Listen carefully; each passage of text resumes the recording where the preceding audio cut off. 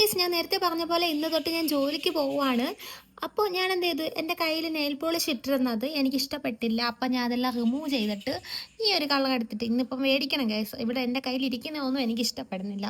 അങ്ങനെ ഞാൻ എന്ത് ചെയ്തു, നെയിൽ പോളിഷ് ഇടുവല്ലേ, എൻ്റെ ജോലിയൊക്കെ കഴിഞ്ഞു, ചോറ് വെച്ചു, സാമ്പാർ വെച്ചു. അപ്പം ഞാൻ കരുതി നെയിൽ പോളിഷ് ഇടുവല്ലേ, എന്തായാലും എനിക്ക് ഈ ബ്രോൻ്റെ വീഡിയോസൊക്കെ ഭയങ്കര ഇഷ്ടമാണ്.